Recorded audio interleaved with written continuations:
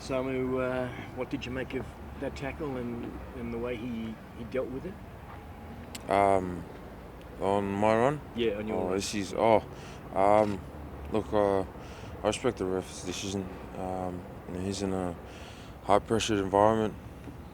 A lot of calls has been going on, and I feel for them. They're under a lot of pressure with all the media and that. But look, I understand the call, but yeah, it's a tough one. I've been running like that my whole career, so especially when you slow it down to that pace, gives a different picture. Either seeing it in normal pace, and I'm just getting back into my stride when, as I'm going for the bump, I'm just continuing my run. So I'm not trying to, go towards his neck or anything. So it's a tough one, but look, I understand the refs calling and what they're under. And do you think you can change the way you run, or do you want to change the way you run? Because it's very effective in terms of breaking the line. Oh yeah. Look, I'm just trying to do what's best for the team, and obviously trying to get over the ad line. And I don't think it's not so much me changing the way I run. I think I just have to get a clearer ruling on how we're meant to run. Because I've seen other examples of that. I've seen the way Bodine ran at Colby. And players understand that's sport. It's like I said last night. It's a collision sport. So players are not taking it badly or anything like that. Like it was a good run by Bodine, and I thought last night for myself I was just trying to get over the ad line as well. So yeah. Everyone kind of talks about just wanting that consistency, I guess, from referees, and is that kind of the frustrating thing for you guys as players? Do you feel like there's not enough clarity around those sort of things? Yeah, I think that's what players want, is just the consistency overall. But look, like I said, the referees are under a lot of pressure, a lot of scrutiny from everyone. They're doing the best job as they can. You guys got to remember, they're humans as well. They've got families as well, and they're world class. And players don't want to be scrutinised by their decisions making as well. And I know the referees, even though we want consistency, it's a very high pressured environment. It's a high pressured tournament. So look, whatever the call is, we've just got to cop it. I'm just disappointed in myself because I cost the team 3 points. It's 3 points we could have gone without. And you saw how close the game was last night, how it came to the wire. So that's what I'm really disappointed about. I'm not disappointed in what the referee's ruling was. I'm not disappointed in how Reece was tackling. I'm just disappointed in myself that I cost the team those points.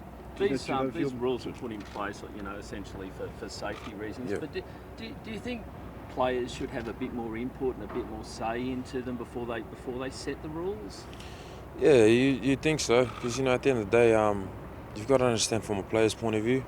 You're the way the ref explained to me, like in those like milliseconds, I've got to make that decision from moving my arm, from just running to tucking it down. Sorry.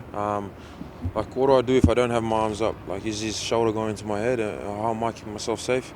I'm literally just holding onto the ball as I'm running in that position, in that situation. I guess they would have past players, talking about the ruling and that. But look, that's out of my hands. I'm just here to play footy. I really just want to contribute all the positive things I can to the team. Do you know if your management have asked for any guidance from World Rugby on this, or will they be? I haven't spoken to the management yet. Just today was just about recovery this morning. I haven't spoken to Czech or any of them. We'll see further along if any more ruling is going to come from that. I mean, the way Pacelli Yato ran into Reece Hodge was almost identical to the way you ran into Reece yesterday. I mean, is it just that's the nature? You're protecting the ball.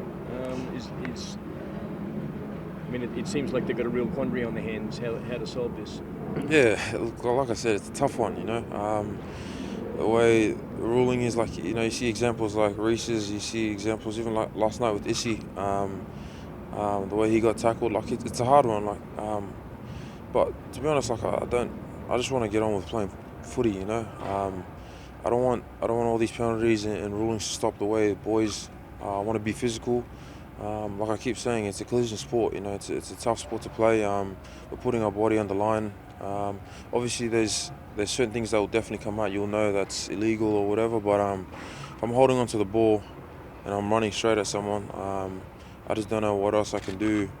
If I might as well just avoid the contact altogether, and that's not my game. Yeah. I'm looking for it every day. So. Are you? How's the team sort of come to terms with the result? I mean, it probably means now that you'll play England in the quarterfinals. Yeah, look, we're obviously disappointed about the result. We knew we were looking for a different result, but look, the team's real tight. We all spoke about it in the sheds, and just harnessing all that, moving forward from that, and that's in the next 6 days. That's our focus. Our next grand final is in 6 days, and we've just got to come to terms with what's happened and what road we've got to go through, and whatever is in the future, whatever quarterfinals that is. We haven't looked that far. We don't know who it will be, so right now we're just focused on our next game, and today started with recovery, so the process begins again. Samu, could you describe when Matt Tumua comes into the game, how that changes how the Wallabies play? What sort of happens that different once he's at 5'8"? Yeah, Matty really likes to play at the line. Likes to, he's a strong ball carrier as well. So at 10, just allows us to be on that front foot ball, and he stands real flat and goes at the defence. So it's really helpful for us, our back line. But again, we could have adapted that a little bit earlier as a whole back line, especially as centres. We could have just controlled our feet a bit more, because Wales are really coming hard at us at defence, and they're giving us little seams, but just controlling our feet so we can get that pass away or hit that gap. But Matty just really, I guess the tempo of the game, he really picked it up with Whitey. So that little combination they had, and they went really well together, I guess. It's the second week in a row. I guess you guys had a pretty slow start. What do you put that down to, and why do you think it's taking you so long to adapt to the game? I think for us it's just in our systems we have a lot of belief in it, but just implementing it a lot earlier. I think we just sat back a bit in the first half. I thought we created a lot of opportunities.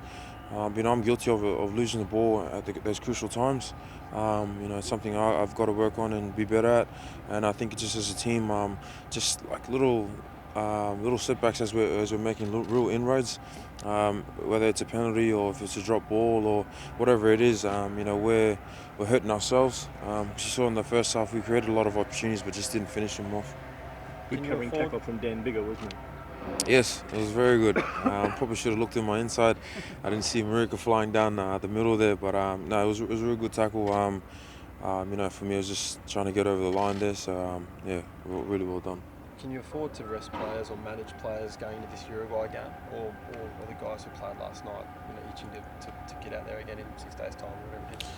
Yeah, I think managing players is a word more that we want to use them, just making sure guys are feeling good for the game. And look, whoever steps in, we know they'll do the job for us.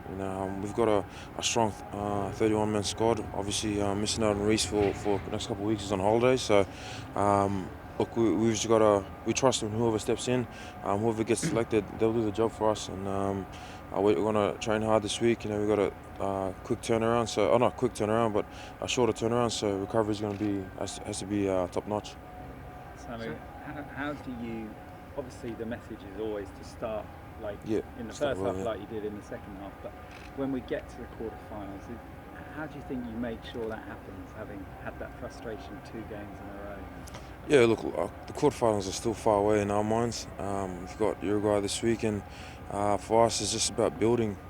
We've got to build that momentum up again, so that just to really back ourselves. We make a lot of inroads, like I said, and we just cough up the ball or get penalised or something. Just making sure we have that concentration levels from the get-go, from the kick-off. The boys' efforts are there. No one's intentionally doing that, so we're just making sure that we finish off opportunities that we do get, or whatever front foot ball that we do get. Got to really make sure that all those opportunities that we do get. Samu, you played the All Blacks twice this year. Yep. How do you rate the physicality of the Welsh performance last night? Yeah, it was a pretty physical game. It's all, especially this level. Even Fiji were real physical. We got a lot of battered bodies this morning and even last week. So they were real physical. They played really well. You can't take away from them. At the end of the day, they won, and we didn't perform for the whole 80 minutes that we wanted to. Even though we had patches that we went really well with, 16 points I think unanswered. But I think we just got to, like you said, keep starting well and keep trusting the team. There's so much belief in this team, and we just got to stick tight.